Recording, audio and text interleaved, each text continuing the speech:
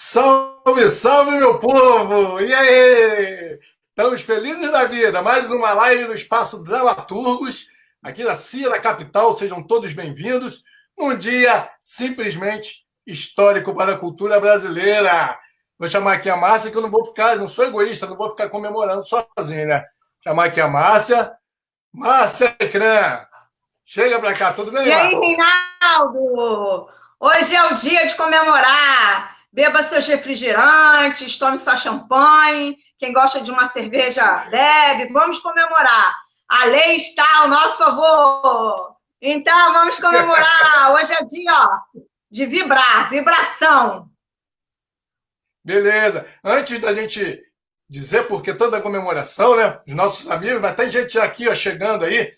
Fernando Nascimento, Gilberto Alves, Marcela Jorge, Carlos Henrique, obrigatório estar aqui hoje. Tá viva, viva, viva! Então, antes de chamar nossos convidados, quero dizer para vocês aqui que o Espaço Dramaturgos é um projeto de live aí, né?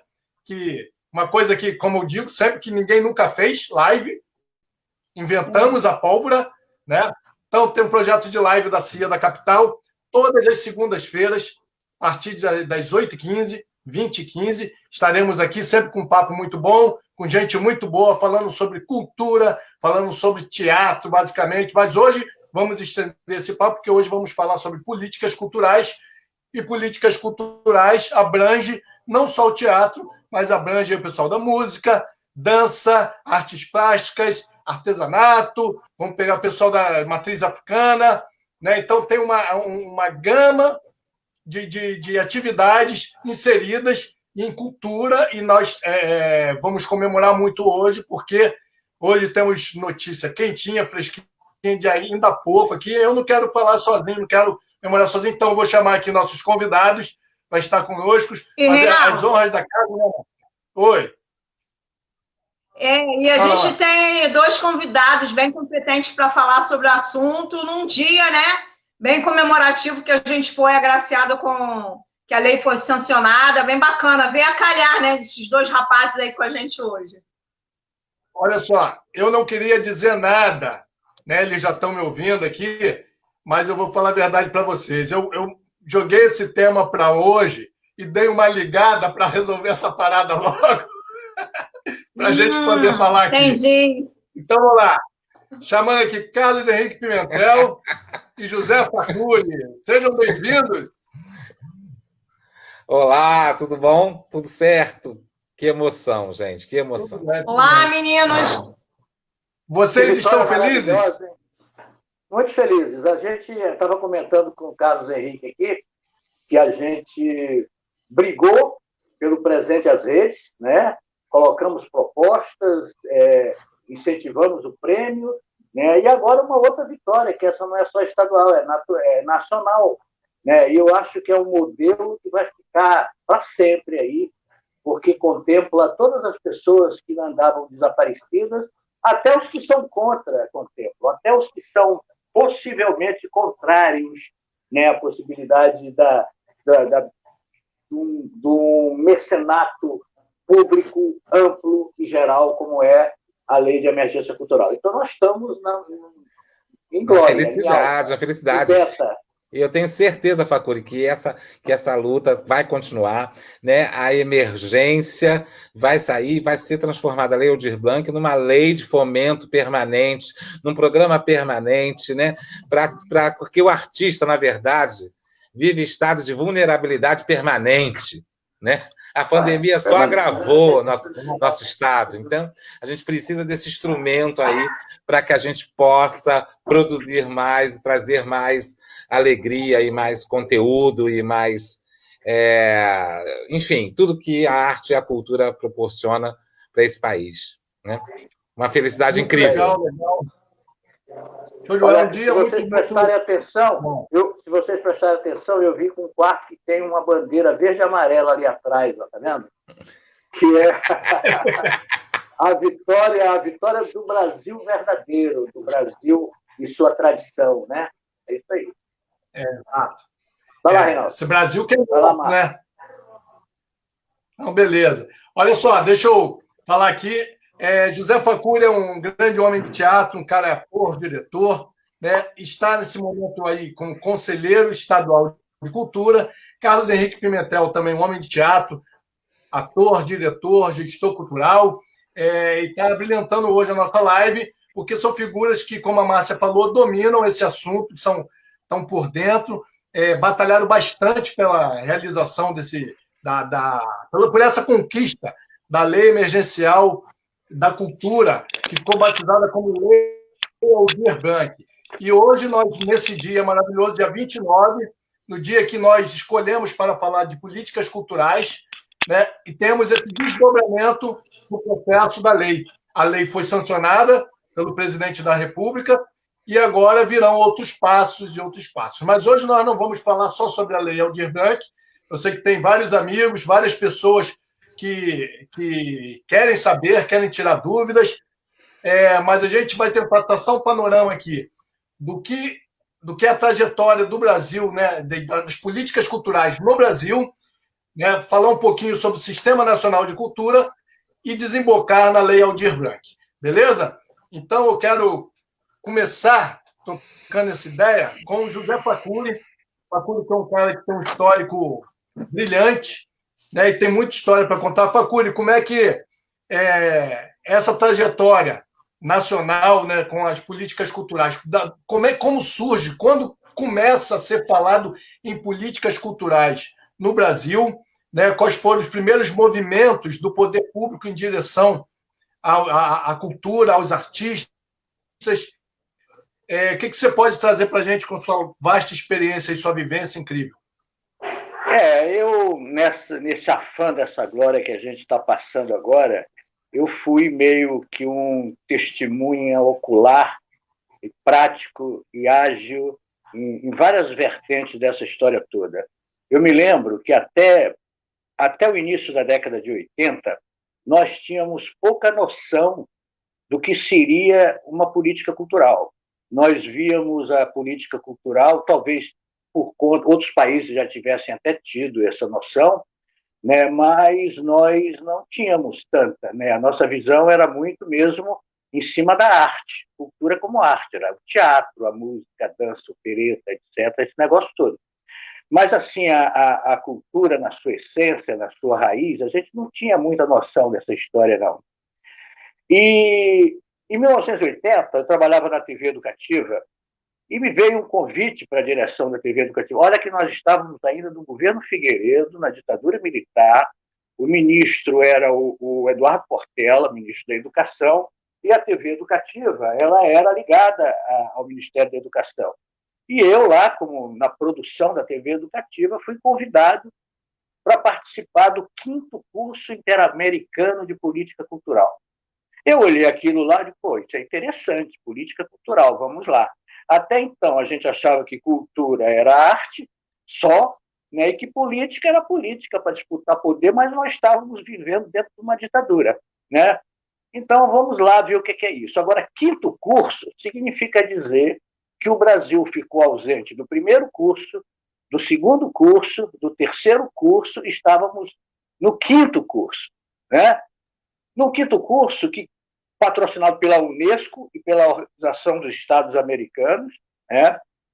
E que aconteceu da seguinte forma, ele aconteceu em 10 cidades consideradas tombadas pelo patrimônio histórico no Brasil inteiro. Das 10 cidades, eu participei em 5. Eu participei na abertura, que foi em Manaus, participei em Alcântara, em São Luís, participei em Ouro Preto, participei em Brasília e vim à final, que foi em Paraty, no Rio de Janeiro. E esse curso eram 5 dias de teoria, né? E depois 5 dias de prática indo nas comunidades. E como nós tínhamos uma média de 100 pessoas no curso, eram 10 grupos com várias pessoas, com 10 membros, que iam em 10 comunidades daquele município, pesquisando, diagnosticando, numa metodologia de pesquisação, descobrindo coisas. Ali é que a gente tomou conhecimento da riqueza do nosso país. Isso se transformou num relatório, num documento que baseava-se numa tradição que, para mim, identifica o litoral inteiro brasileiro, que é a cultura caiçara. É a cultura caiçara, que é uma miscigenação da cultura negra, da cultura indígena, da cultura branca, todas elas miscigenadas, trazendo um um perfil de cultura rural, da pesca, da caça, do artesanato, o artesanato naval, que era muito importante, né?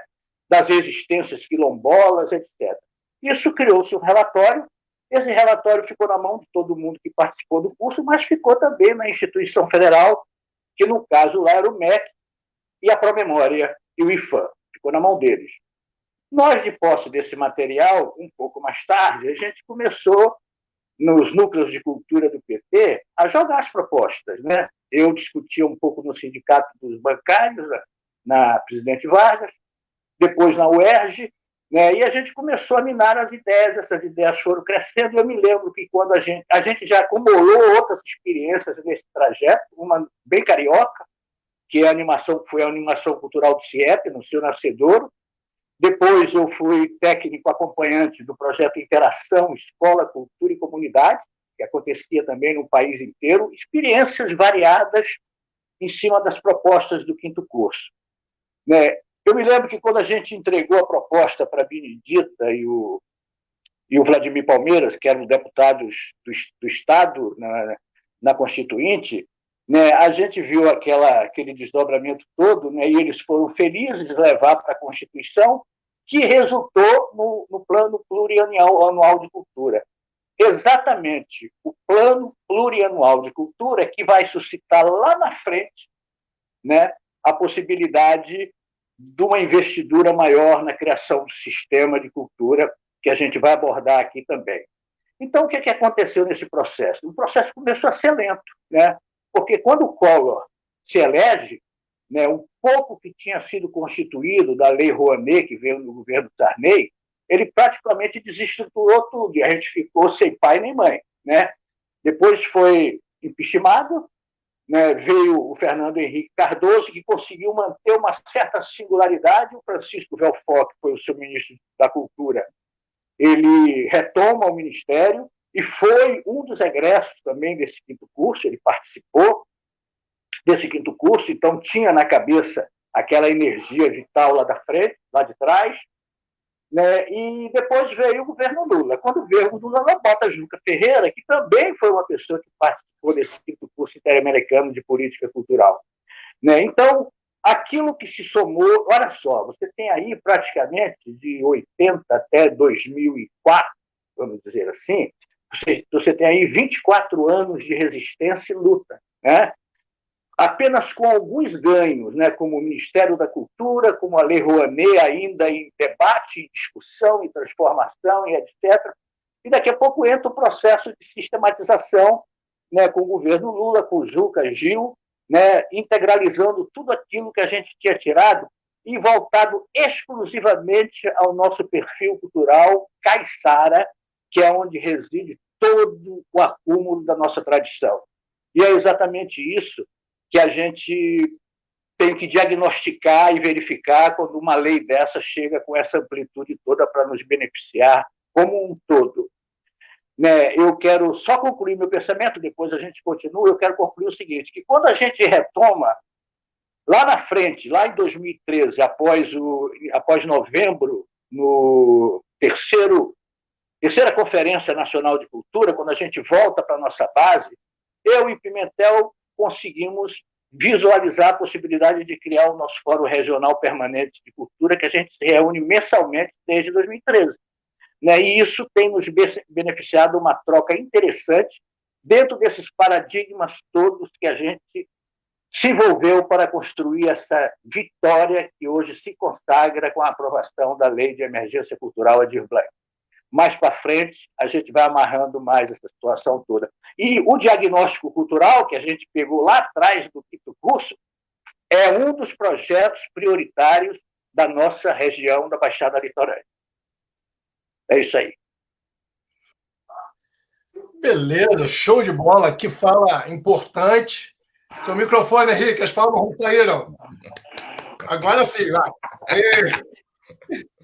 Eu acho que é fantástica essa fala do Facuri, porque a gente estava falando aqui antes de entrar lá, a gente brincou com a coisa do griot, né? E esse depoimento, lógico que está tudo aí registrado e tal, mas é um depoimento de quem vivenciou. né? Assim, é a alma da questão do griot, né? Da oralidade de quem viveu. E esse depoimento que vem cheio de emoção, a gente percebe, de quem viveu e está vendo a coisa lentamente se dobrar, né? E chegando num dia como hoje, infelizmente no meio de uma pandemia que veio, né, para desencadear certas coisas, inclusive uma grande mobilização da galera da cultura, dos fazedores de cultura que a gente está vendo aí. Muito bacana. Henrique, tem alguma coisa a complementar sobre a fala do Facuri? Eu quero dizer o seguinte, que eu e Facuri, a gente sempre se esbarra nesses movimentos pela democracia da cultura, né? A gente se conhece, na verdade, em 1983, num festival da FETAERJ, lá em Volta Redonda, né? E daí, então, é um grande parceiro nessa luta, nessa questão da democratização da cultura, cultura para todos de verdade, entendeu? Muito bom, Facuri, muito legal. Bacana, bacana. Márcia, diz aí. Trabalha um pouquinho. Bem, o Facuri falou um pouquinho aí para a gente. Agora eu queria que o Henrique falasse para a gente aí um pouco sobre o Sistema Nacional de Cultura, a importância, que está aí desde 2003 com a gente, né? Como é que está? Fala aí um pouco aí para a gente, Henrique. Hoje eu estou aqui mais para ouvir, né? Quero ouvir de vocês, aí vamos embora. Falar do sistema de cultura é muito bom, é muito bom. Né? A gente começa essa batalha no Brasil lá em 2003, né, como o Facuri disse mesmo, com o Juca, com o Gil, né, incluindo na Constituição Brasileira o artigo 216-A, e já então o Brasil vem buscando a construção desse sistema, que nada mais é que a democratização do fazer cultural no Brasil. Entendendo cultura, eu acho que a gente agora podia falar um pouquinho antes de entrar nessa história, cultura, né? Nós não estamos falando de cultura naquele conceito francês de erudição. Não, esquece. Não é mais isso. Nós estamos falando de cultura no sentido amplo da palavra, né? Nós, seres humanos, somos todos pautados, nós podemos não ser fazedor, trabalhador da área de cultura, mas todos nós vivemos com base na cultura. Né? A forma como nós nascemos, a forma como nós vamos ser educados, a forma como nós vamos aprender as coisas, até o momento da nossa morte e o momento do nosso esquecimento. São pautados por questões e padrões culturais, que são aquelas relações que se estabelecem na sociedade, né, para que a sociedade viva bem, que nós somos seres sociais. Né? Nós temos uma cidadania, mas temos uma genialidade, temos uma potencialidade de raciocínio, e somos indivíduos também. Para harmonizar esses indivíduos na questão da cidadania, o que pauta essas relações são as relações culturais, né? No sentido amplo da palavra. Então, todo ser humano é um cidadão cultural acima de tudo. Certo? E a gente precisa entender que a cultura hoje é vista com este olhar amplo, né, dentro da sociedade, e, obviamente, que a gente agora está falando dos fazedores de culturas, aquelas pessoas que se dedicam de manter as memórias, né, as tradições, de fazer arte, né, porque a arte entra nesse contexto para que ela fique como mediador das questões que são colocadas em termos de sociedade, que passam a não funcionar mais como desejado, porque cultura é um ambiente orgânico. Então, a gente está falando dessa fatia de mercado e de categorias de trabalhadores, né? Entendendo os griots, entendendo o pessoal da capoeira, o pessoal do jongo, o pessoal da folia de reis, o pessoal do samba, o pessoal do teatro, o pessoal da pintura, da escultura, das novas mídias, da cultura popular, da cultura urbana, da dança, enfim. É uma infinidade, é uma cadeia produtiva e econômica muito séria e que precisa ser assistida, né? E nós fomos agora pegos pela pandemia. E aí a coisa ficou bem complicada, porque o nosso estado de vulnerabilidade agravou e muito. E agravou de modo assim que bateu em todos, daí a gente entra para a pauta. Infelizmente, a gente chega hoje a uma conclusão de que a gente fica de pandemia, isolamento social, e aí fala assim, que seria da nossa vida se não fosse a música, que seria da nossa vida se não fosse um bom cinema, um bom filme, um livro, né, uma live artística, não sei o quê. Mas, na contramão disso, nós não entramos como serviços essenciais. Estamos sendo essenciais, mas não entramos como serviços essenciais.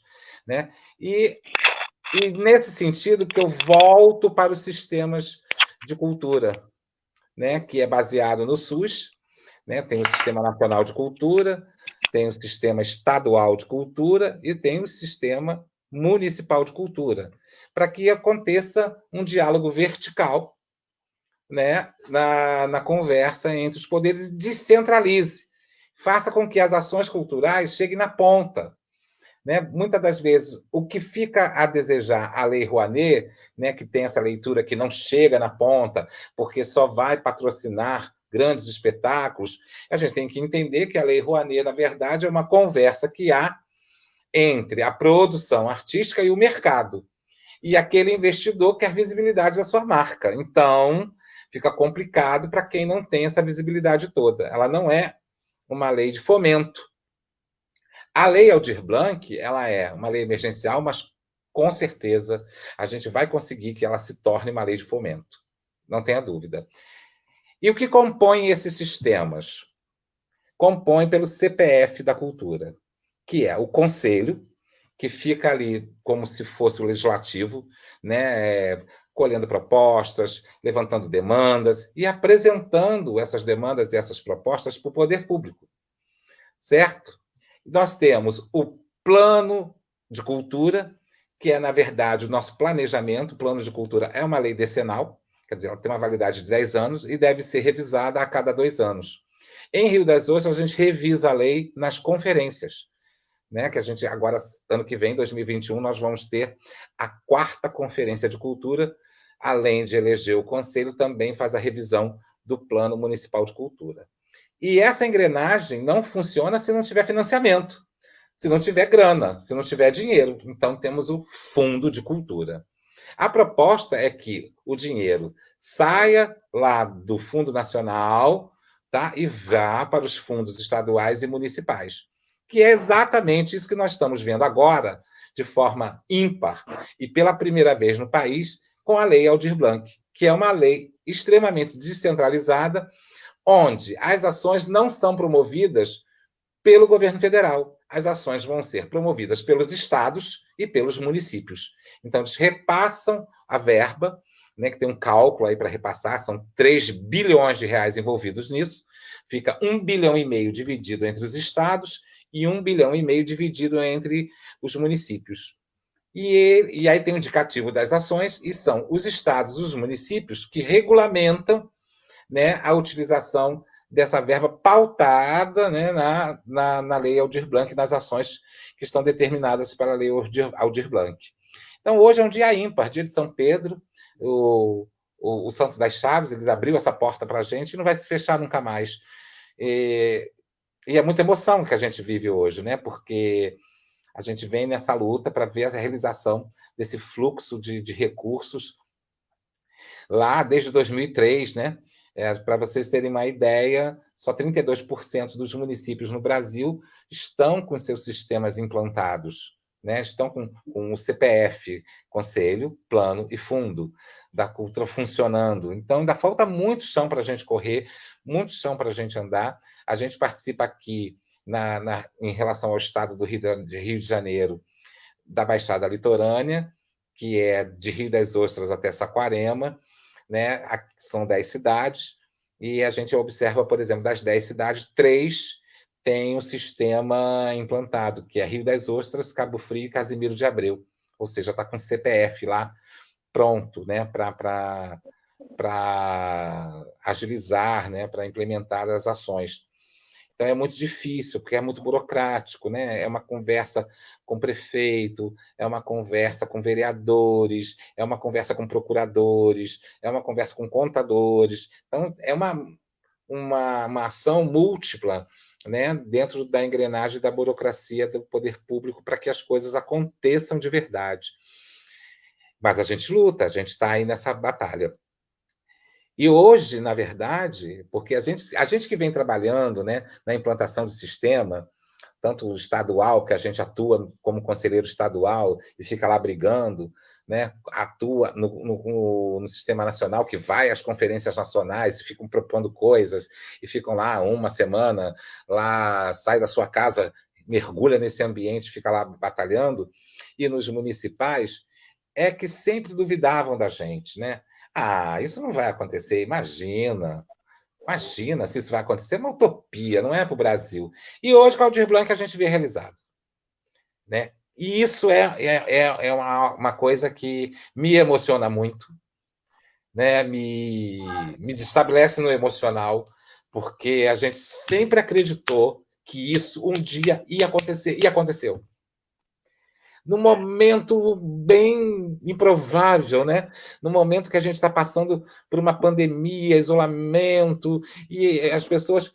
E nesse momento de tantas restrições, de tantas privações, e de tanto desmonte, né, também, de toda essa engrenagem por parte do Brasil, a gente participa de webconferências e está em contato com tribos lá no Acre, uma tribo indígena lá do Acre, e tem contato com o pessoal lá do Sul, do meio do Nordeste, de todo mundo reunido com webconferências com mais de 1.500 pessoas, assim, sabe? É uma coisa assim, entendendo, inclusive, que o país não tem uma inclusão digital muito forte, e a gente ultrapassa todas essas dificuldades e vai privilegiando a abundância, que é o nosso querer que as coisas aconteçam. Então, temos que fortalecer, temos que estender as mãos para as cidades que ainda estão com dificuldades na implantação do sistema, de ajudar, de compartilhar, de colaborar, para que todo mundo tenha o seu sistema implantado, tá? Que traga a sociedade civil para a conversa, que estabeleça a escuta da sociedade civil, porque esse curso que o Facuri falou é isso, é você mergulhar na comunidade, mergulhar naquela região e entender aquela região e observar quais são as demandas, fazer relatório e apresentar, olha, está aqui a demanda daquele pessoal, está aqui o desejo deles para eles serem mais felizes, né? Então, e gente, olha, eu me lembro de duas coisas. Uma de Darcy Ribeiro, que dizia que a arte e a cultura funcionam na crise. Né? A gente está vendo isso agora. E outra é os parâmetros de criação da Unesco, depois da Segunda Guerra Mundial, que diz o que traz paz para o mundo é a cultura. Então é isso. Eu estou bastante emocionado, muito esperançoso. Vamos ter muito trabalho pela frente, mas temos que focar. Quem ainda está assim, afastado dessa linguagem, afastado.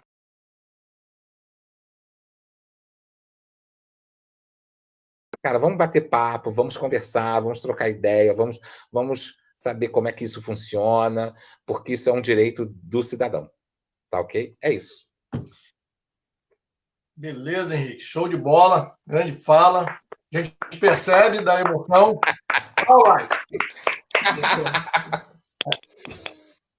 A gente percebe a emoção e é verdadeira porque não é mole, como você falou antes, essa vulnerabilidade, né? Esse estado de vulnerabilidade é permanente do artista. Né? E assim, é tão apaixonante o que nós fazemos. A cultura, aí eu não vou falar só de arte, mas de cultura de modo geral, ela vem tão imersa ali na questão da emoção, da sensibilidade, da verdade, da vida, do chão que a gente pisa, né? A cultura tem isso, ela transmite e sempre tão sofrida, sempre tão desgastada, sempre tão colocada de lado e sem ter essa fala da Unesco, né? Que o que vai trazer paz para o mundo é a cultura, né? Talvez as pessoas que tiveram acesso à frase não acreditaram nisso, mas a gente vê isso acontecendo, porque em meio a tudo isso que a gente está vivendo de pandemia, a gente percebe que o movimento cultural está vivendo um momento transformador. A gente percebe, quem participou do curso da Lei Aldir Blanc, quem teve aquelas lives de 3 horas e tal, estava ali todo mundo engajado e todo mundo querendo marcar presença. As pessoas marcando presença. Eu estou aqui. Eu estou aqui. E isso porque a nossa atividade Desculpa interromper. Pode falar. Nós tivemos de um país polarizado, entendeu? Uma votação em massa, tanto nos deputados quanto no Senado. O Senado votou por unanimidade na lei. Entende? Então, a gente já quebrou essa polaridade que existe no país. Entende? Então, assim, e isso é muito legal a gente perceber, porque essa polaridade não leva a gente para lugar nenhum enquanto país, para nada. Entende? Então, assim, a cultura, ela cumpre esse papel, e eu acredito muito nisso, né? E acredito que essa lei ela é revolucionária. E tem uma questão, né? No momento em que estávamos, enquanto artistas, sendo colocado, demonizado, sendo colocado como inimigo do povo, né? Sim. E vem um grande movimento que nos fortalece. Isso é muito importante mesmo. Antes de sair do assunto sistema de cultura, eu tenho aqui uma pergunta. Inclusive, deixa eu falar que o pessoal que está assistindo, de repente, essa live num compartilhamento, é legal assistir dentro da página da CIA da Capital, para a sua pergunta, sua questão, seus comentários aparecerem aqui para a gente. Beleza? E façam suas perguntas mesmo, os caras estão aqui, eles não vão nem para casa hoje. Hoje eu queria estar numa festa hoje, né, com todo mundo, mas não posso. Furar o isolamento. Então, vamos lá, o Remy tem uma pergunta aqui direto. Remy, obrigado por estar aqui com a gente. Remy também que é um homem de cultura, um músico. Né? Remy tem uma pergunta direta aí para o Henrique. Henrique, quantos municípios faltam sistematizar? Você tem isso na quantidade? Olha, muitos. Olha, Remy, eu quero até falar um pouco de Remy. Porque Remy, aqui em Rio das Ostras, enfrentou... Ele é concursado na Fundação Rio das Ostras de Cultura, e de 2013 a 2016, ele sozinho, bravamente, dentro do poder público, ele foi um lutador, entendeu? E trouxe a questão para o poder público de implantar o sistema em Rio das Ostras. Tanto que o acordão que o município assina com o governo federal aderindo ao sistema, ele é de 2014 e deva-se isso a um trabalho do Remy, entendeu? Então, quero aplaudir o companheiro. Palmas! Facuri, palmas! E aí, Remy? Olha, eu queria depois até complementar um negócio aí que o Henrique falou. Que só vou responder, já te passo a palavra. Tá legal. Só para responder o Remy. Remy, eu sei, através da Confederação Nacional dos Municípios, que 32% dos municípios no Brasil têm sistema implantado. Tá? Aí agora eu sou péssimo de matemática, fazer a continha, cara, eu vou ficar te devendo, entendeu? É isso. Facuri, antes de você pegar aí, eu vou fazer só uma fala aqui do Marcos Lucas, que também ator, diretor, figurinista da CIA de Risos, grande amigo nosso. Ele coloca um comentário aqui que é o seguinte: ó. Olha a importância de saber que esse fundo existe e nem sempre chega ao artista na divisão para outras coisas. Né? Deve ser dividido para outras coisas. Então, vamos lá. Então, aqui, o fundo existe, mas para ele chegar no artista, vai precisar do sistema. Sim. Então depois aí você... Isso que eu quero colocar, eu vou pegar o gancho dele aqui, que ele falou, exatamente para ressaltar uma coisa. Você sabe por que esse presidente sancionou? Demorou, já devia ter feito logo no primeiro dia. Porque esse recurso... A BIC estava sem tinta. Mas não é só isso, não. É porque 80% desse recurso foi o recurso de 2019 que estava depositado no Fundo Nacional de Cultura, que não foi utilizado. Porque o Fundo Nacional de Cultura ele é diferente dos nossos fundos municipais, pelo menos do de Cabo Frio. O fundo de Cabo Frio, o dinheiro só acontece quando é aberto um processo e o prefeito assina a possibilidade desse recurso entrar no Fundo Municipal de Cultura. O Fundo Nacional de Cultura não é assim, é uma dotação orçamentária, vamos dizer, 2 bilhões. Esses 2 bilhões eles são depositados no Fundo Nacional de Cultura. Se não for utilizado um ano, outro ano, ele vai acumulando e rendendo juros. Né? Não foi utilizado no ano do governo Temer, não foi utilizado no ano do governo Bolsonaro, isso somou 2 bilhões e 800 por aí assim, né? Tanto que o projeto inicial da Lei de Emergência Cultural Aldir Blanc era de 3 bilhões e 600, né? Caparam na negociação com o governo os 600, acabou ficando só nos 3 bilhões, né? Então, é para dizer de onde é que vem esse recurso, porque fica parecendo, para o mal informado, que essa grana foi tirada da saúde, foi tirada da educação, não foi tirada de nada. Era uma grana que já era da cultura, que não foi utilizada.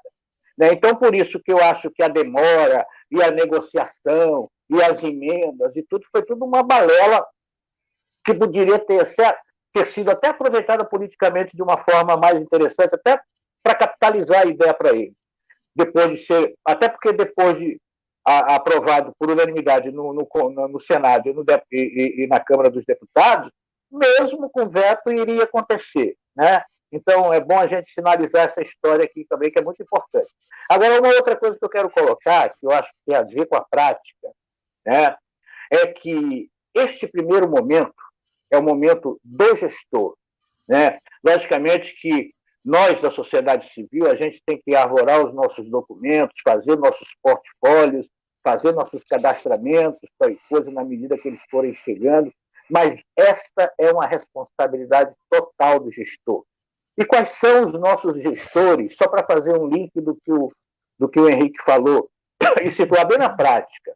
Nós temos os que têm o CPF, né, que tem um conselho, que tem um plano, que tem um fundo, que vão ser mais tranquilos, porque o dinheiro vai passar para o fundo, tem que ter um decreto, né, um decreto e um plano de aplicação para que isso se dê, porque não era uma previsão de 2019 para 2020, foi uma coisa que criou-se ali por conta da pandemia. Né? Então, vão ter certas facilidades, no caso aqui nosso da região, estes 3 municípios. Os outros vão ter mais dificuldade. Então, por isso que a luta é prévia. Né? Por que eles vão ter dificuldade? Eu vou dar um exemplo aqui de uma gestão cultural que está ligada à educação. Imaginem o sofrimento que um gestor responsável da educação está passando hoje em dia com as escolas fechadas, com as aulas virtuais que estão sendo dadas, né, com a alimentação escolar, com o Fundeb pressionando, com as prefeituras sem recursos para pagar os efetivos, né, demitindo contratados, né, porque estão sem trabalhar e devem ter demitido os contratados, ficando só com os efetivos. Então, na cabeça de um secretário de educação, já está uma nuvem negra. Né? Aí, de repente, chega um diretor de cultura com uma proposta de uma grana do governo federal para dar para o artista, né? E que praticamente a prestação de conta é para o futuro, se tiver.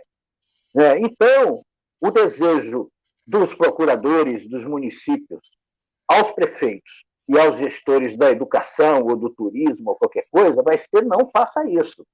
Né? Um gestor desse, né, no caso de uma educação, né, vou dar o exemplo bem da educação, que é o que mais acontece no país inteiro. No caso da educação, quer dizer, com todos esses problemas, ele tem que... Ainda tem a lei eleitoral, que é outro sufoco também. Então, é um drama muito grande.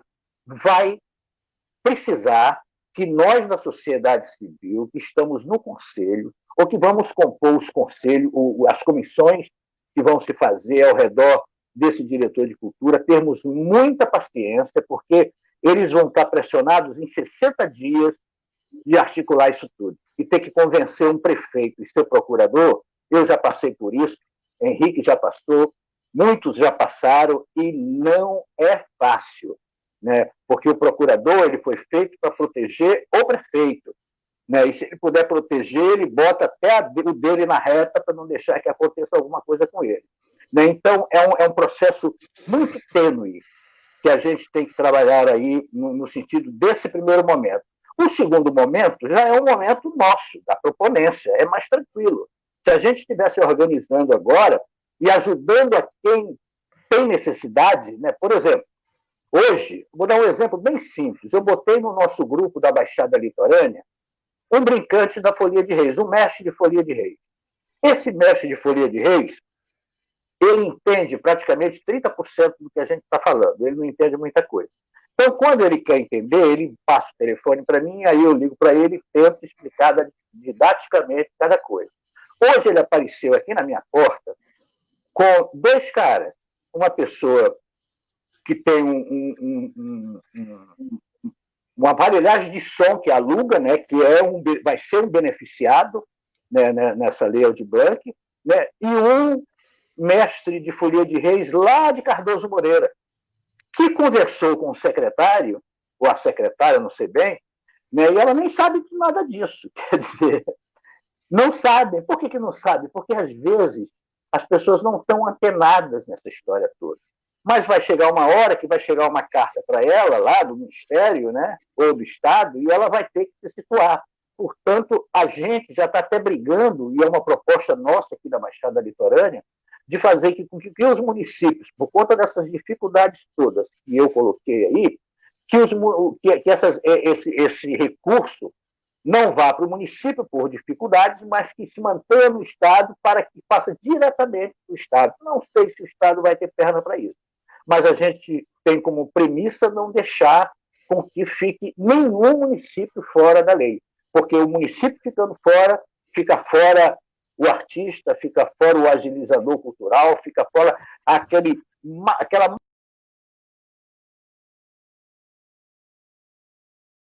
dela, porque não tem para quem vender. Então, é esse o nosso objetivo. O nosso objetivo é expandir o máximo, mas acentuando que agora é a hora do gestor. Nós temos breves dias para que esses gestores estejam municiados de documentos com obrigação de compromisso dos prefeitos de estarem dentro da lei. Eu quis complementar o que o Henrique colocou aí, porque eu acho que é de vital importância. Bacana, bacana. Então, nós já entramos aqui, na verdade, no assunto Lei Aldir Blanc, né? Já estamos aí falando, que é assunto, no momento aí, eu quero puxar aqui, eu tenho uma pergunta aqui do nosso amigo diretor, ator, Alberto Damit, dramaturgo, está lá na Bahia, em Dias d'Ávila. Eu queria saber dos convidados como nós, artistas, poderemos nos organizar para não ver mais nossos recursos ser desviados para outras finalidades. Né? Isso é uma pergunta. Antes de vocês responderem, que eu acho que isso vai vir intrínseco na fala, né, de vocês sobre a lei, tem um comentário aqui também da Cláudia Bispo, que já responde um pouco isso. Cláudia Bispo também é atriz, diretora, dramaturga, nosso amigo. Ó. Bom lembrar que esses 3 bilhões que serão repassados para estados e municípios chegarão como verba carimbada. Não poderá ser utilizado para outros fins, que não o atendimento aos agentes, artistas, trabalhadores da cultura. Beleza, então, eu acho que a resposta para o Alberto já foi dada aqui, mas para poder abarcar outras questões, a Márcia voltou aqui, deixa eu botar a Márcia aqui, para poder abarcar outras questões, acho legal a gente falar desse sentido prático da lei. Né? Nós vivemos um período de espera. Né? Primeiro no Congresso Nacional, na Câmara, foi aprovada, quase unânime, né? Parece que teve uma abstenção, se eu não me engano. Não, teve um voto contra do Partido Novo. Exatamente, daquele novo que nós não vamos esquecer, porque ele é novo. Né? Do novo teve um voto contra. No Senado, sim, teve uma abstenção, não é isso? Vamos lá, me ajuda aí. Foi uma abstenção. E faltava a sanção presidencial. Sim. Bom, Acabamos de ter a sanção presidencial. Agora é a hora de botar na prática essa lei. Então, eu queria que Henrique e Facuri tivessem toda a liberdade de discorrer, de falar. Vou deixar vocês dois aqui no vídeo para vocês falarem do sentido prático dessa lei, como que ela vai se aplicar agora, né? Como que as pessoas terão que estar preparadas para poder terem acesso a esse benefício, e de que forma, porque ela tem 3 eixos, né, de aplicação. Vou deixar vocês falarem, né, vontade disso aí. Então, beleza? Quem começa? Eu posso começar, porque eu complemento uma coisinha aqui, que ainda está do outro assunto, para dar encaminhamento a esse. Tá? Show de bola. Vou deixar você e o Facuri aí na tela. Tá, ok. Então, é o seguinte, como o Facuri bem falou, e muito pertinente a fala do Facuri, da origem do dinheiro, né? O dinheiro estava no Fundo Nacional de Cultura, acumulados de exercícios anteriores que não foram utilizados. E monta, com isso, uma quantia de 3 bilhões de reais que são aplicados na lei. E eu quero dizer que não mexe no fundo de cinema, tá? No Fundo Nacional de Audiovisual não mexe, tá? Porque isso já foi uma questão levantada, o pessoal do audiovisual ficou meio assim, não. Esse dinheiro não tem nada a ver com audiovisual, com o fundo audiovisual do cinema.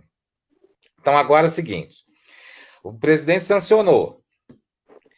Segundo a lei, ele teria 15 dias para passar o dinheiro para as localidades, tanto para os estados quanto para os municípios. Parece-nos que este prazo é que foi um tanto quanto alterado na sanção. Eu ainda não sei te precisar quanto que foi alterado, né? Se são 20 dias agora, se é um mês, eu ainda estou pesquisando. Porque tudo aconteceu agora, nesse momento. Não tem, a gente tem aqui o quê? 1h30, né, Facuri, que a gente sabe que a lei foi sancionada, né? Por aí. Então, assim, e aí o dinheiro chega ao município, chega à localidade. O município tem 60 dias para apresentar um plano de aplicação da lei e começar a aplicar a lei. Ele não precisa terminar em 60 dias, mas ele tem que... meu planejamento é este, eu vou gastar tantos reais na ação 1, tantos reais na ação 2, as ações eu vou deixar para o Facuri falar, e na 3, certo? E começo na data tal, e meu calendário de execução é esse. Isso o município tem 60 dias para apresentar.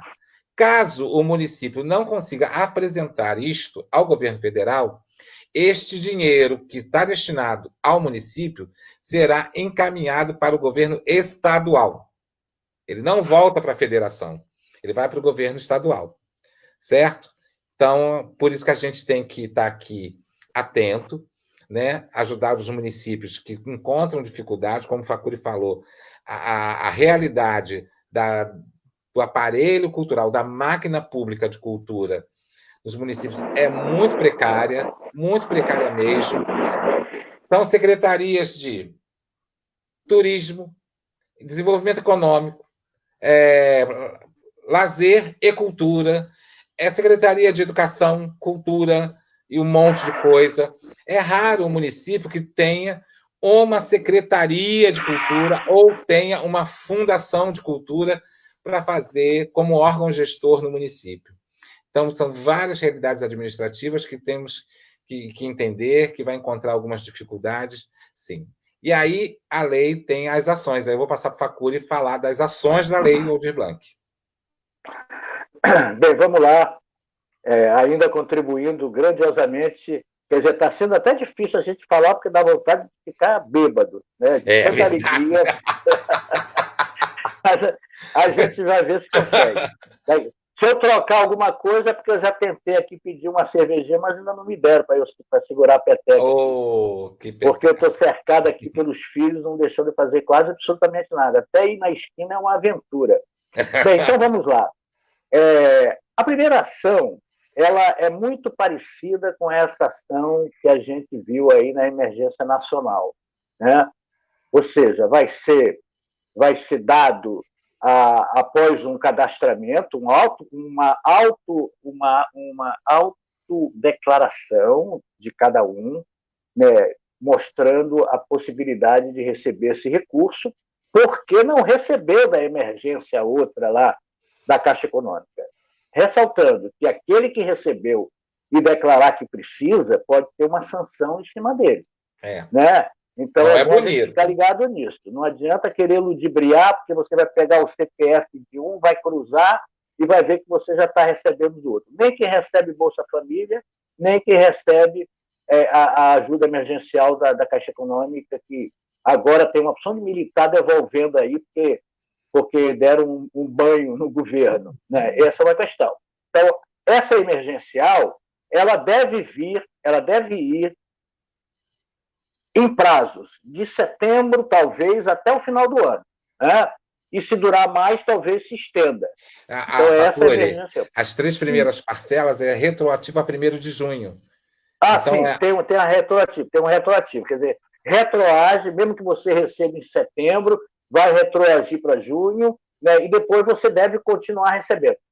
Ressaltando sempre que, se cruzar um recebimento de um do outro, vai ter complicador, e esse complicador pode prejudicar você em outras demandas lá para frente, até de um projeto que você possa estar inserido, né, e pode prejudicar esse projeto. Então, essa é uma das vertentes, vou chamar de faixas ou pontos da lei Aldir Blanc. Lembrando, Facuri, lembrando que o Estado também fará essa ação e que está sendo conversado que os municípios não realizem essa primeira ação dos R$600, que deixe por conta do Estado. Para o Estado. Vai tirar dinheiro vai tirar dinheiro do município? Não vai.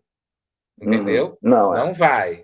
Então, tem essa dúvida aí que ainda não sabe, porque vai ser regulamentado, dessa faixa ser decidida pelo Estado ao invés dos municípios, que eu até acho bom, né? Porque vai ter uma facilidade de cruzamento, né? E, ao mesmo tempo, vai ser interessante porque libera as municipalidades para uma coisa muito mais ligada à sua cultura de raiz, que está lá bem próximo, né? Uma outra faixa que tem aí é dos espaços culturais.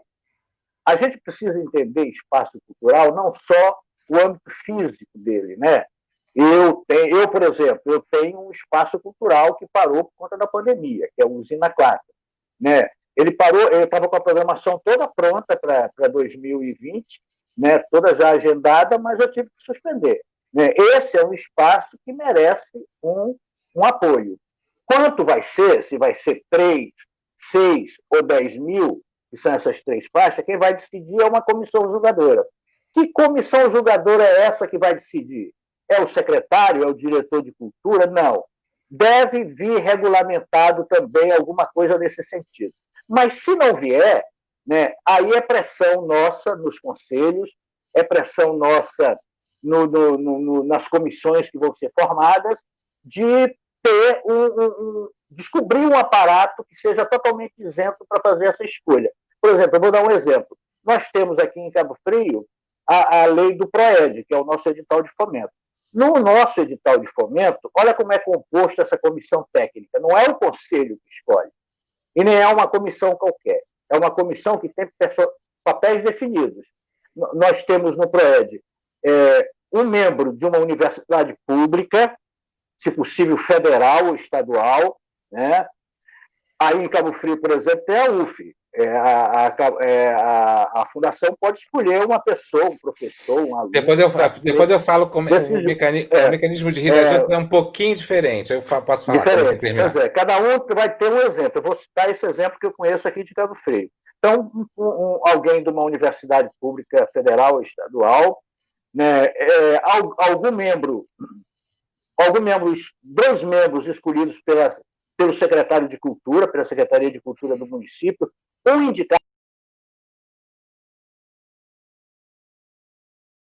né? Então, são 5 membros que compõem esse júri, né? Esse júri, a princípio, ele passa também pelo conselho, né, para o aprovo dele, dos nomes, etc. Se alguém vetar, vai ter que ser substituído, né? E após ser feito o resultado, vai ter um recurso também, que você pode entrar com recurso, porque não foi aprovado, né? Essa faixa de 3, 6, 10, entendendo que espaço cultural não é só o exemplo que eu citei do meu aqui, né? É o exemplo de qualquer coisa. Por exemplo, se eu vou dar um exemplo que muita gente me pergunta. Uma barraca de artesanato numa feira, numa praça pública, que tem uma associação por trás, tanto a associação, a entidade que abriga os barraqueiros da praça que ocupa o artesanato, ela tem direito, mas os barraqueiros desse artesanato também têm, porque a barraca dele é um espaço público. Assim como o cara que fica tecendo a rede de pesca, assim como o cara que fica consertando o barco dele para pescar, né, que faz o barco, que é uma construção naval, assim como o griot, o contador de história, assim como o quilombola, como a roda de jongo, como o palhaço, etc. É um painel enorme de pessoas que se aqui em Rio das Ostras, espaço cultural. Aqui em Rio das Ostras, nós temos uma praça que tem uma manifestação de hip hop, que junta, isso é um espaço aqui cultural. Também. Aqui Entendeu? Também, na Praça da Cidadania, eles fazem um desafio, né? Sim. Esse desafio é uma roda, como é a roda de capoeira, como é tudo. Então, essa é uma explicação do que é espaço cultural. Necessariamente não é só o espaço físico de você ter um terreiro, de você ter uma casa de espetáculo, de você ter isso ou aquilo. É uma roda que se constitui um espaço cultural, seja ele físico ou não. Para vocês sentirem a amplitude, né, dessa lei, né? É por isso que eu acho que ela vai ser consagrada e não tem como fugir da sua possibilidade futura, né? Depois tem uma outra, dentro desse valor dos 80%, o espaço se conseguindo assim. Um outro também é a compra de ativos. O que é a compra de ativos? Por exemplo, eu tenho na minha biblioteca aqui 400 livros de teatro e eu quero vender esses livros de teatro para poder sobreviver. Então, eu vou dar um valor lá, vai concorrer com outros recursos, outros projetos que vão entrar, porque pode ter uma pinacoteca, pode ter uma hemeroteca, pode ter livros, pode ter uma coleção, pode ter o meu instrumento de música que eu tive que vender para poder me alimentar durante a pandemia, o meu atabaque, o meu violão, o meu violino, né? Tudo isso você vai receber para que você readquira de novo o seu poder de compra, né, por conta de coisas que você perdeu durante essa pandemia. Então, essa aí é a compra de ativos. Depois vai ter também um edital, que aí é o edital comum que todo mundo conhece, um edital para fomento da produção. Eu posso entrar para fazer um livro que ficou parado na minha cabeça, que eu tenho tudo pronto, eu vou escrever meu projeto para fazer esse livro, uma montagem do espetáculo teatral, né, uma montagem de uma roda, ou seja, projetos futuros para acontecerem em 2021.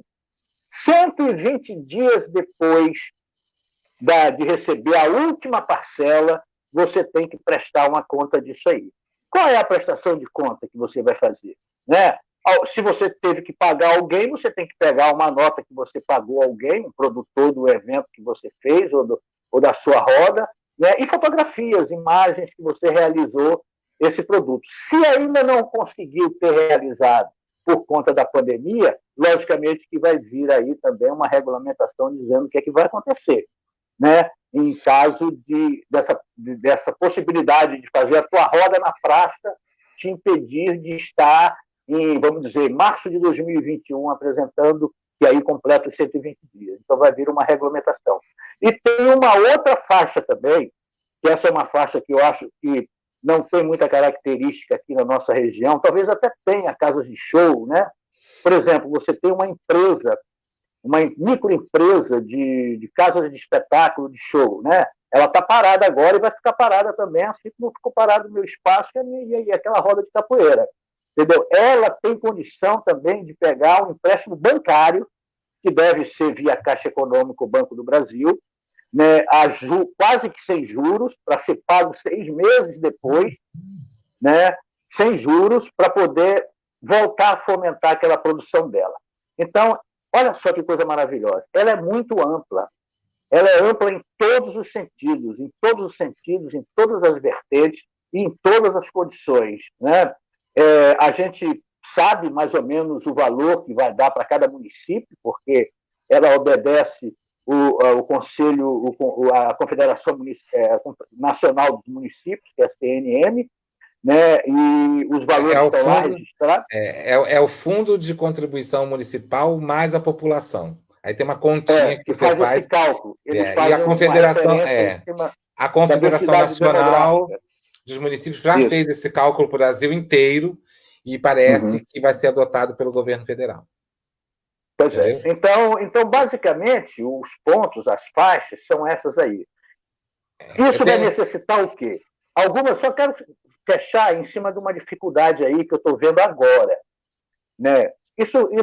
Vai ter um cadastro? Vai ter um cadastro, mas olha só, nós temos muita facilidade de fazer cadastro, de preencher cadastro.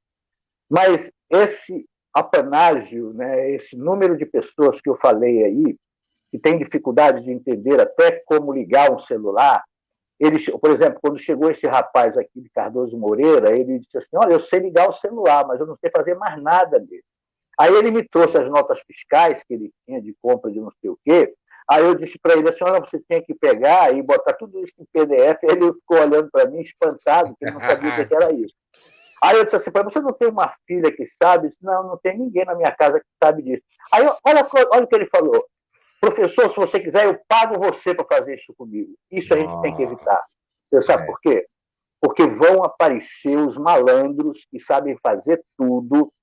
E uma vez eu escutei em Brasília, numa dessas conferências, né, um mulengueiro reclamando de um desses atravessadores que ele ficava com 80% do recurso que era dado para aquele mamulengueiro, ele ficava com 80% e passava 20% para esse mamulengueiro, por conta dessa dificuldade de acessibilidade que essas pessoas têm.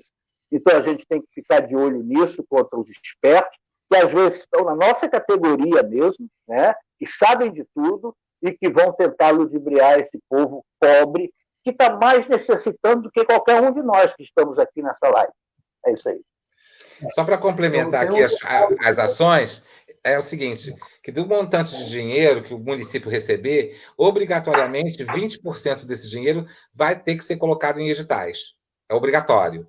Os outros 80%, o município, dentro do seu planejamento, dentro do resultado de cadastro, essa coisa, pode dimensioná-lo a partir desses estudos. Mas, obrigatoriamente, 20% é para editais. E a gente está apostando todas as nossas fichas em editais de prêmio, justamente para que a gente preste conta com o objeto e não com notinha fiscal, essas coisas, entendeu? Bacana.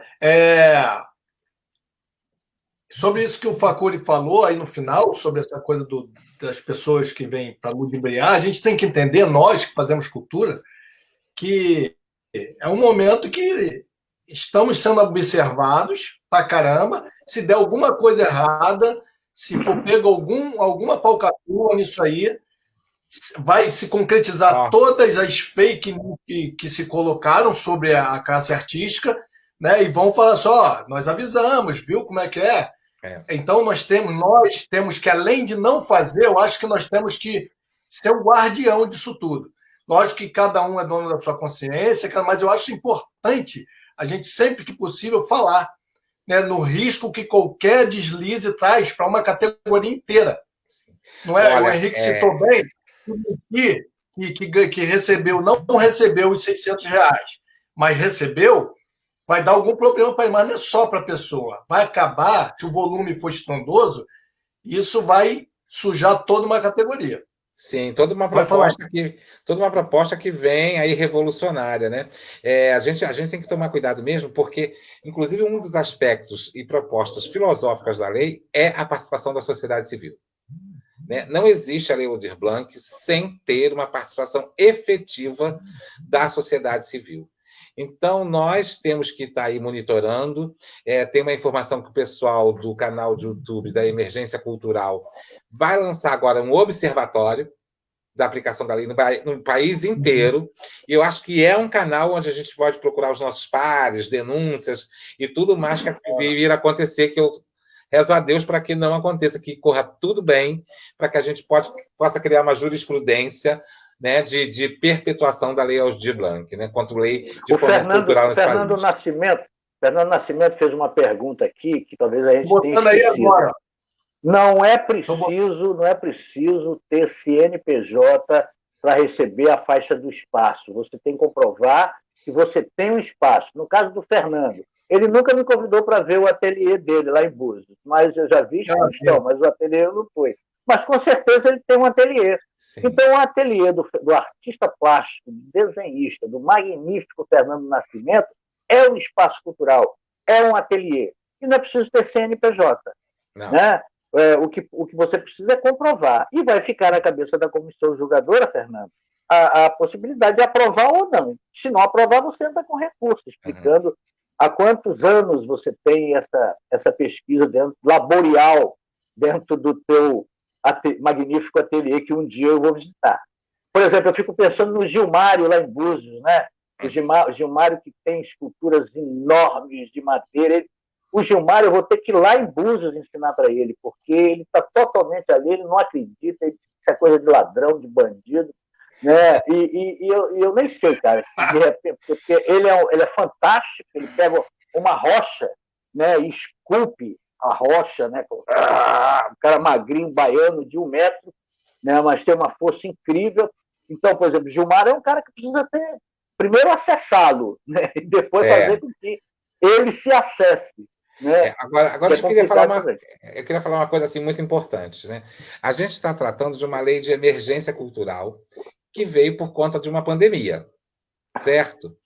E ela veio para esse socorro das atividades que foram atingidas e que foram paralisadas por conta da pandemia.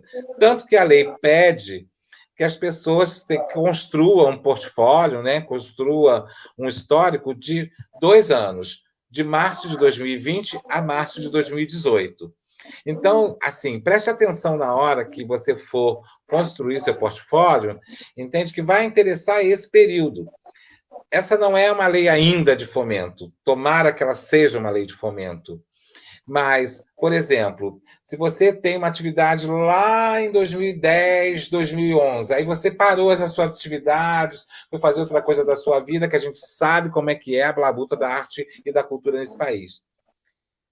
Eu não sei como vai ser vista pelas questões das comissões aí que vão fazer esse tipo de julgamento. Eu fiquei de falar aqui como é o procedimento de julgamento em Rio das Ostras, vou aproveitar e vou falar como é que se dá agora, rapidamente. Aqui em Rio das Ostras, nós temos desde o ano passado, né, praticando a lei de fomento municipal, que nós temos um programa municipal de fomento à cultura, regulamentado. Ano passado nós lançamos editais municipais e tudo mais. E a partir de conversas com o Conselho Municipal de Cultura, enfim, aqui acontece da seguinte forma. Nós, através de portaria, nós constituímos uma comissão julgadora de projetos. Como é composta essa comissão? São 2 pessoas indicadas pelo Poder Público, 2 pessoas indicadas pelo Conselho. Essa comissão vai ficar preocupada em só verificação documental. É a fase de habilitação. Ver se o proponente colocou todos os documentos exigidos, se obedeceu todas as linhas do edital, está tudo certo. A partir do momento que esse projeto é habilitado, nós enviamos para 3 pareceristas que não moram em Rio das Ostras, né? Que nós inclusive tem um edital aberto, se vocês procurarem na página da Prefeitura, né? Prefeitura Rio das Ostras Cultura / Editais da Cultura, você vai encontrar esse edital que ele está aberto, que é o edital de parecerista. E nós mandamos esse projeto para 3 pareceristas da área do projeto. Então, se é um projeto de música, 3 pareceristas de música. Se é de teatro, 3 de teatro, assim por diante. Esses pareceristas moram no Ceará, é um trabalho remoto, a gente fica em contato, a gente paga pelo parecer. Eles não sabem quem é quem, para quem a gente mandou, então eles não têm contato entre eles. Eles devolvem os pareceres com nota. A gente estabelece os critérios, né, uma tabela de pontuação, e o projeto que, somando as notas, sendo divididas por 3, na média, obteve a maior nota, é o primeiro lugar, e vai escalonando. Certo? Ambas as fases, tanto da habilitação quanto a de classificação, que é a dos pareceristas, o proponente tem condição, tem prazo de botar recurso para reclamar de alguma coisa. Se reclamar do parecer do parecerista, nós devolvemos o processo, o projeto para o parecerista, ele acata a argumentação ou não, modifica a sua nota ou não. Então, aqui em Rio das Ostras é dessa forma que a gente faz. Então, a gente não tem, assim, várias vezes a gente bota um edital na rua e a gente mora numa cidade pequena, encontra com as pessoas, e aí, como é que está o meu projeto? Eu falei, eu não sei mesmo, entende? Porque não está na nossa mão, não está conosco. É assim que Henrique, eu quero fazer uma pergunta para você. Uhum. Eu quero fazer uma pergunta. Se vier uma proposta, né, lá de cima, né, do Estado, vamos dizer assim, uma proposta de comissão técnica de escolha de projetos, eu acho que é interessante você apresentar essa proposta do parecerista, porque até como proposta nossa da região, porque ele me parece a mais isenta de todas. Né? Porque se, por exemplo, o Estado faz uma catalogação de pareceristas, obedecendo a critérios, até critérios regionais, né? Eu acho que é muito mais rico e muito mais sério do que até essa que nós temos. Essa que nós temos em Cabo Frio, ela é de um projeto específico. Eu não acredito que vai ser, porque ele não faz parte da lei do fundo. Ele faz parte de uma lei do PROED, né, do projeto de fomento. Aqui não, aqui então, faz eu acho parte que se da lei vier de lá, antes que venha de lá, eu achava interessante nós jogarmos, é uma proposta que eu faço, nós jogarmos essa proposta do parecerista através do Conselho para o Governo do Estado. Sim. Aqui, por exemplo, o edital de 2020, ano passado nós tínhamos 82 pareceristas cadastrados, de todo o país. De todo o país. Tem até parecerista de Cabo Frio também, que não pode morar em Rio das Ostras. O critério é esse, é proibido morar em Rio das Ostras. Entendeu? E a gente manda. Esse ano, por conta da pandemia, mas a gente já está com uns 60, 52 a 60 pareceristas. A gente fez um edital de Paixão de Cristo desta forma, escolhemos lá, íamos fazer a Paixão de Cristo, mas a pandemia não deixou. E todo o procedimento de edital, tanto lançado pela Fundação Rio das Ostras de Cultura, quanto lançado pelo Fundo Municipal de Cultura de Rio das Ostras, é o mesmo mecanismo. Tem primeiro... Eu acho interessante. Eu até concordo com ela. Agora, eu só vejo um problema, que eu acho que a gestão ela teria que resolver. Eu acho que fica muito fora do entendimento das particularidades regionais. Né? Se você tem uma pessoa totalmente de fora, quer dizer, eu vou dar um exemplo aqui muito simples, né, para você entender. Vamos dizer que você tenha na sua região um artesão tão específico que na sua cidade, que na minha cidade, e eu sendo parecerista, não valorizo, entendeu? Mas que para Rio das Ostras ele tem uma significância histórica, tradicional, e eu desconheço esse histórico.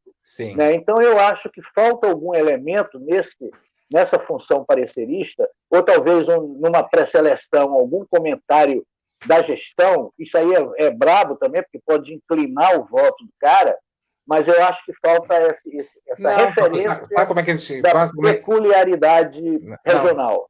É de acordo com as características do edital.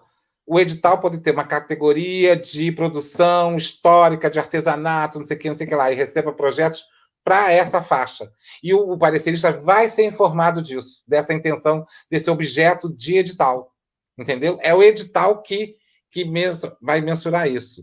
Eu estou falando que, na verdade, eu ainda não sei, porque aqui em Rio das Ostras a gente já está conversando, está planejando, né? Amanhã a gente tem webconferência, amanhã não, quarta-feira, webconferência com o conselho, enfim, nós estamos ainda, a equipe está nesse procedimento de estudo, mas eu acredito, né, que seja adotado para os editais, a ação 3 da Aldir Blanc, esse mecanismo. Já a ação 2 de espaços é cadastro. Cadastro é apresentação de proposta de contrapartida e proposta de execução de trabalho pós-pandemia. E a ação 1 também é cadastro, que da pessoa, e o portfólio da pessoa, e, enfim, aqueles critérios. Entendeu? Mas a gente resolve dessa forma. Entende? Por exemplo, a gente tinha uma Paixão de Cristo para fazer.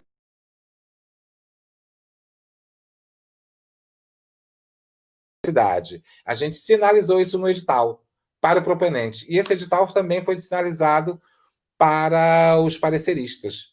Entende? Então, isso ficou marcado, ficou assim, o indicativo, assim, não é indicativo, é uma informação.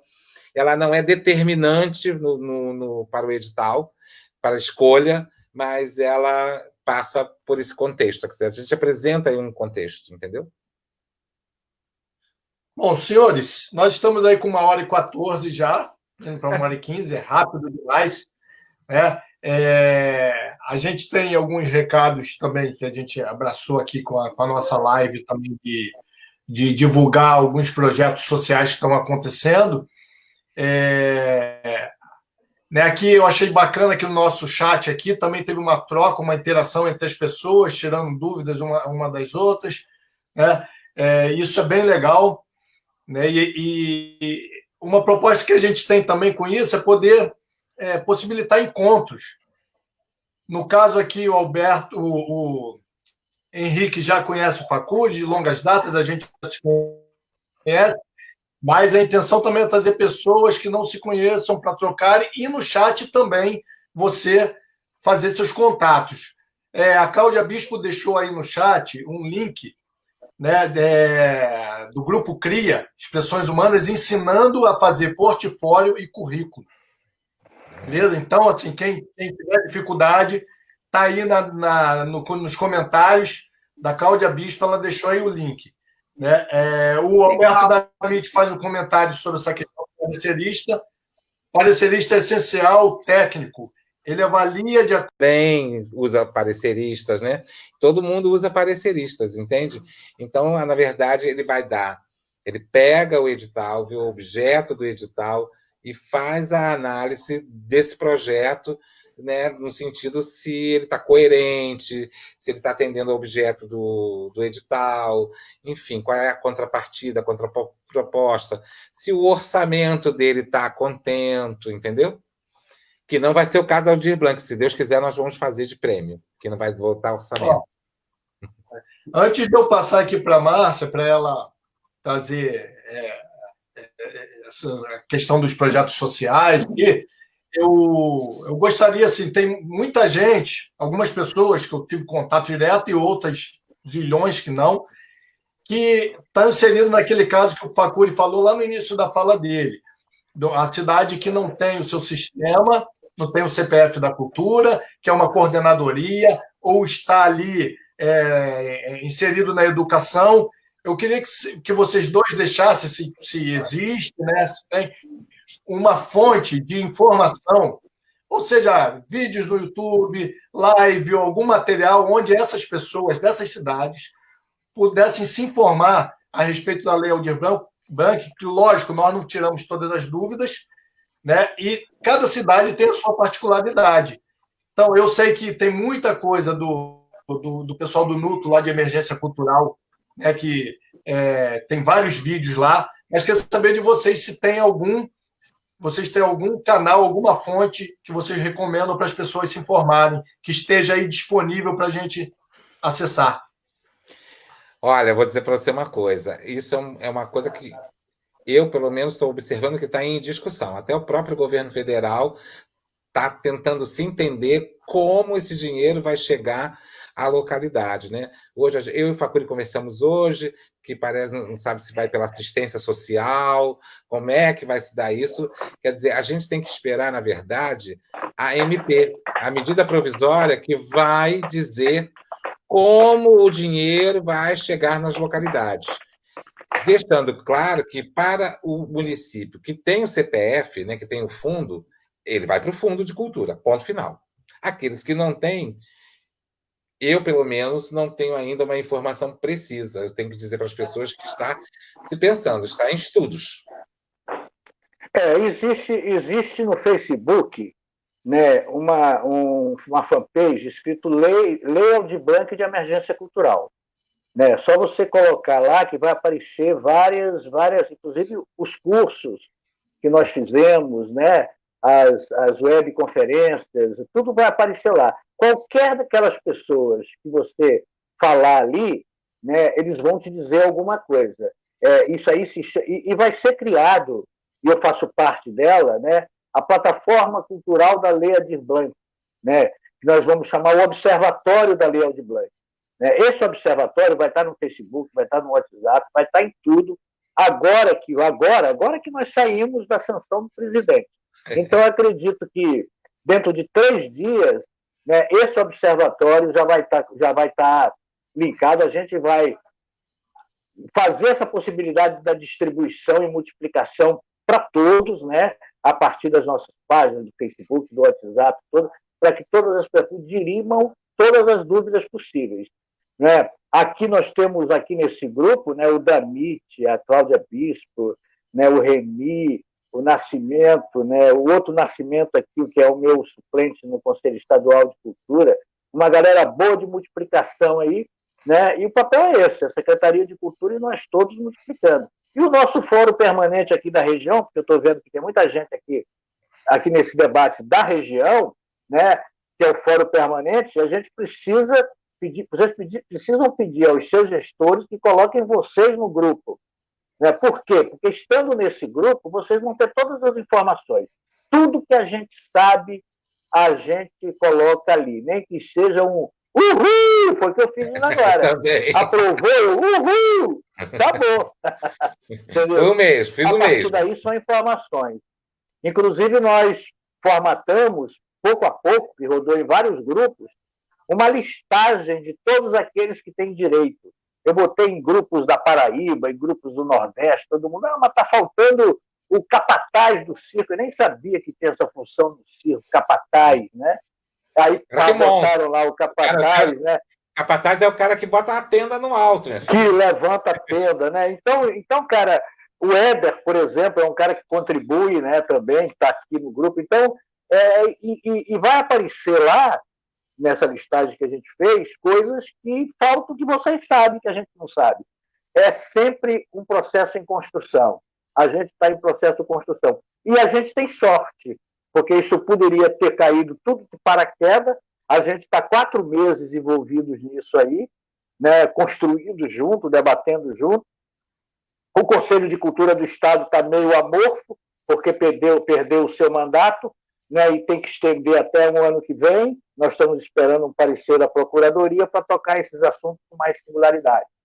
Então, basicamente é isso. Agora fica com vocês. Olha só, o Globo já está anunciando auxílio emergencial de 3 bilhões para o setor cultural é sancionada. O Globo anunciando. E a gente vai ter que ter resposta na ponta da língua para todos os reacionários que vierem para cima da gente e dizerem que é absurdo a saúde, as pessoas, esse dinheiro é o dinheiro da cultura que não está sendo utilizado desde 2018.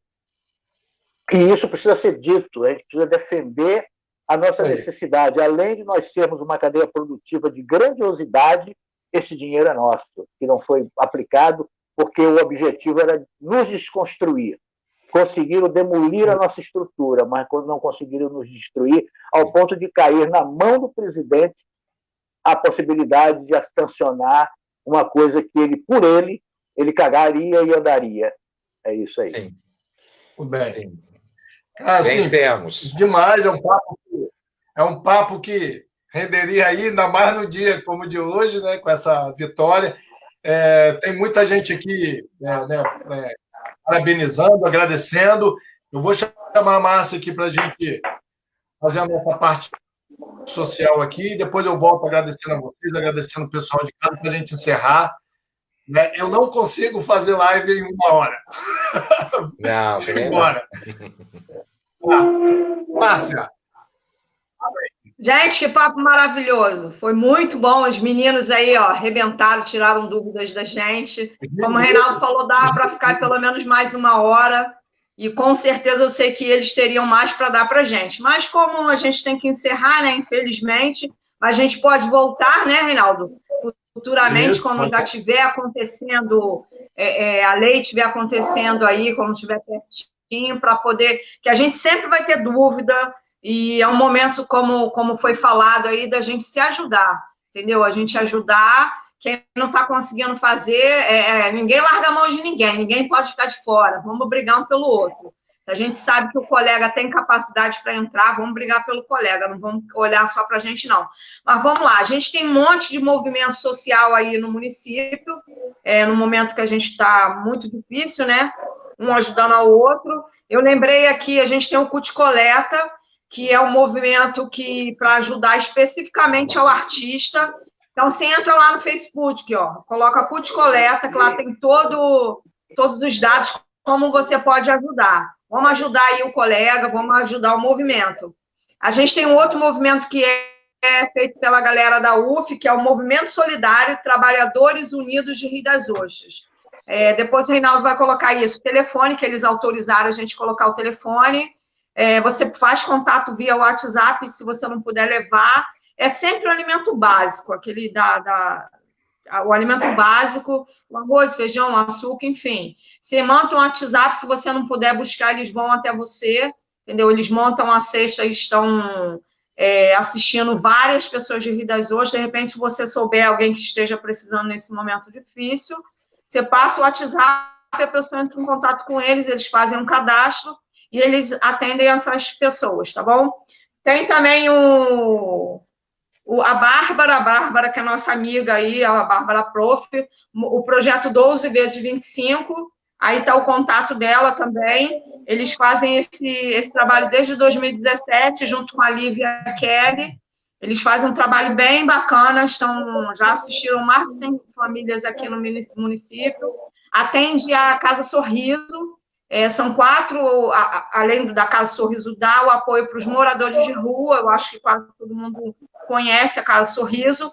Eles, 4 vezes ao mês, eles levam alimento, fazem um alimento diferente para essa galera. Faz churrasco, dá um kit de higiene pessoal, é bem bacana o trabalho deles. Então, vocês também podem entrar no Facebook da Bárbara, e aí você faz contato com ela, tira a dúvida como você pode ajudar. Então, o momento aí que a gente está vivendo, vamos ajudar. Todo mundo pode ajudar um pouquinho. Então, depois que vocês, na live aí, vocês pegam os 3 projetos, avalia, faz uma visita até para você ver o que está acontecendo. Como eu falei, tem vários movimentos de ajuda aqui no município. Hoje a gente está trazendo esses 3. Entra lá para você conhecer, vai que você, de repente, pode ajudar de alguma forma ou levar alguém que esteja precisando até esses canais aí que pode ajudar essa pessoa. A gente sempre conhece alguém que esteja precisando e também sempre conhece alguém que possa ajudar, tá bom? Gente, muito obrigada aí por vocês estarem aí com a gente. Espero que tenha sido esclarecedor aí. Os meninos arrebentaram. Eu fiquei, como eu falei, hoje eu estava todo ouvidos. Foi muito bom aí. A gente vai voltar com eles aí, tá bem? Futuramente. Um beijo aí para geral. Bom, deixa eu também falar aqui, aproveitar para falar com vocês sobre a Residência de Arte. Residência de Arte lá da Bahia, em Dias d'Ávila. A Residência de Arte é um projeto do Alberto Damit e do Marco Lucas, onde eles atendem cerca de 150 jovens, dando aula de teatro, dando aula de interpretação para teatro, para TV. É um projeto social, né? E como que eles mantêm esse projeto? Através dos espetáculos que eles fazem, eles tiram o sustento da residência de arte e também nessa residência, além das aulas, eles mantêm cerca de 10, se eu não me engano, 10 jovens em residência. Então, para manter alimentação, aluguel e para manter o próprio projeto, é necessário que eles estejam fazendo espetáculos teatrais e dessa bilheteria, dos espetáculos, das intervenções em rua, tal, eles conseguem tirar o sustento deles. E, nesse momento, eles estão impedidos de apresentar seus espetáculos, estão impedidos de ir para a rua fazer suas apresentações.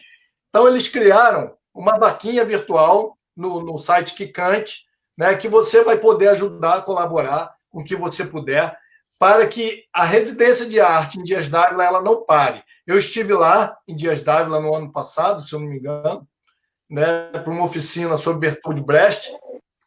É um trabalho maravilhoso, é uma cidadezinha encantadora, né? E o projeto do Alberto Damit e do Marco Lucas, né, é um projeto que faz total diferença na cidade, né? Eles não têm, assim, não é subsidiado, né? O projeto não é subsidiado, é um projeto voluntário deles. Na verdade, desde que eu conheço o Alberto Damit e Marcos Lucas, eles já fazem a residência de arte, já estiveram aqui no Rio, abrigando muitos jovens que vieram da Bahia para cá para trabalhar, ensinaram produção, ensinaram o ofício, e eles continuam isso em Dias d'Ávila. Então, você pode colaborar, né, através dessa vaquinha virtual, né, para a Residência de Arte de Dias d'Ávila, na Bahia, no quicante.com.br/campanhas/salve uma residência arte, né, aí, separados por hífen. Vai ficar aqui, está gravado na live, você pode acessar depois de pegar o endereço certinho. E, com recursos também oriundos dessa vaquinha, eles conseguindo alcançar a meta deles, eles também farão um filme sobre a professora Altair Costa, que é uma figura emblemática no município de Dias d'Ávila, uma pessoa importantíssima para a educação, e eles estarão também fazendo esse filme com os próprios alunos da residência de arte. Então, parte desses recursos também é para fazer esse produto audiovisual lá da residência de arte. Então, se você puder ajudar, né, a quantia que você puder, vai lá que dentro do site, dentro do Quicante, você vai conhecer melhor o projeto. Beleza? Bom, vou voltar aqui com os nossos convidados. Eu quero agradecer muitíssimo. O Márcio já meteu o pé. Tá chegando aqui. Márcio, você está aí? Eu quero... Estou aqui. Agradecer muitíssimo a disponibilidade aí do Facuri, do Carlos Henrique Pimentel, de estar conosco nesse momento que a gente precisa mesmo de informação. Tá? Eu agradeço demais por vocês estarem aqui conosco. Não tem como dizer como que vocês enriqueceram a nossa live, né? Porque é um momento que a classe precisa de informação, né? E eu tenho certeza que aqui até aquelas pessoas, como o Facuri disse, do amigo lá, escultor, que não acredita, tal, colocamos ali uma pulguinha atrás da orelha. Opa, deixa eu ver como é que é isso, deixa eu me inteirar. E isso é o que a gente quer. Tem muito aqui, pessoal, né, agradecendo, excelente, super produtivo. Parabéns para todos nós. Muita gente aí daqui da região, muito esclarecedora, parabéns a todos. Alberto agradecendo pelo comunicado aí da Residência de Arte. Não tem que agradecer, não, Alberto. O trabalho que vocês fazem é fundamental para a continuidade aí do nosso trabalho. Enfim, a Arminda também. A Arminda disse que estava tomando licor de genipapo. Essa Arminda é muito chique, né? A Arminda é uma figuraça. Enfim, tem muita gente aqui. Desculpa hoje não interagir tanto com vocês, né? Mas muito obrigado. Eu quero só anunciar que na semana que vem nós estaremos de volta aqui, sempre às segundas-feiras, às 20h15. Teremos aqui nossa próxima live do Espaço Dramaturgo, né? No dia 6/7, né? Trazendo duas figuraças também, muito bacana, importante. Gilberto Alves, que é do Grupo Acto, do Espaço Cultural Rinha das Artes, daqui de Macaé, Rio de Janeiro, e Luiz Cláudio Irineu Rezende, da Companhia Novo Ato, lá de Goiânia, Goiás, que também é gestor de um espaço cultural lá, o Espaço Novo Ato.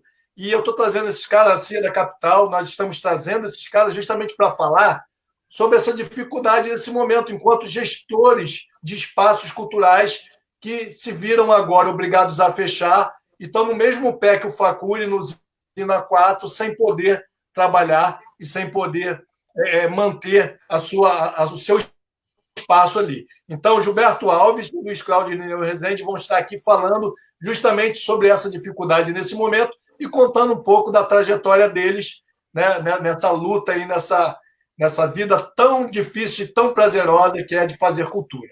Tá? Muito obrigado, galera. Muito obrigado mesmo a vocês, todos vocês que assistiram. Né, eu agradeço de todo o coração. Márcia, quer complementar alguma coisa? Não, só quero agradecer aos meninos aí que estavam com a gente. Muito bom ter vocês hoje conosco aqui. Obrigado, Facuri, Henrique, a galera aí que está nos assistindo, os artistas. E vamos lá, gente. Viva a cultura, ó. Um brinde à cultura. Brinde, palmas. Um brinde a nós. Brinde para todos nós. Muitíssimo obrigado. Henrique, quer dizer alguma coisa ainda? Bom, eu quero agradecer a oportunidade. Foi um momento ímpar na minha vida, né? Que recebi uma notícia desse porte e aí estar numa live com vocês foi ótimo. Muito obrigado mesmo. Né? A gente já havia combinado de estar aqui, mas a gente não imaginava que isso aconteceu, que coisa maluca, né? Mas incrível. Gostaria de dizer que a gente vai fazer a nossa live, né, do Quem Quer Falar de Teatro na quarta-feira, 20h30. Até eu entrar nesta live aqui, o tema seria diversidade, mas eu não sei se as pessoas mudaram, vou ver lá como é que está rolando. Enfim, estamos aí, estou super disponível. Se as pessoas quiserem entrar em contato comigo para saber de alguma coisa, esclarecer alguma coisa, é só me chamar no Messenger aqui do Facebook, que a gente está aqui para conversar, para trocar ideias, para trazer todo mundo, para não deixar ninguém para trás. É isso, muito obrigado, Reinaldo, muito obrigado, Márcia, muito obrigado a todos. E Facuri, é muito bom estar numa live com você. Facuri. Eu só tenho que agradecer, né? Eu acho que é isso que o Henrique falou, né? A gente... Aliás, eu conheci o Henrique, ele tinha 15 anos, era magrinho, era todo bonitinho, né? Todo empertigado. Eu nunca imaginei que a gente fosse ficar velho, eu mais, né? E a gente nessa luta, né, Henrique? Foi muito louco isso. Né? Mas isso tudo faz parte, né? Uma história... Para mim é muita gratidão, né? Eu ter visto esse ciclo todo e ter chegado até esse momento, né, em que a lei pode se consignar de uma maneira assim, bem importante para todos nós. Né? E eu deixo só um recadinho, e esse recadinho tem a ver com o nosso potencial de multiplicação. Nós todos que temos um saberzinho a mais, nós somos os multiplicadores para todas as pessoas que têm dificuldade, que terão dificuldade de entender a coisa mais simples, que é preencher uma ficha de inscrição. Então, nós não vamos ganhar dinheiro com isso, nós vamos fazer essa benfeitoria pandêmica para que as pessoas comecem a ter acesso àquilo que eles nunca tiveram. Adeus, povo bom, adeus, que eu já vou embora. Nessa onda da arte eu vim, nessa onda da arte eu vou embora. Adeus, povo bom, adeus. Beijão, Arminda! Adeus, que eu já vou me embora. Nessa onda da arte eu vou, nessa onda da arte eu vou me embora. É isso aí, Facuri! Muito obrigado, gente. Não vou estragar o momento falando mais nada. Beijo, gente. Valeu, obrigado.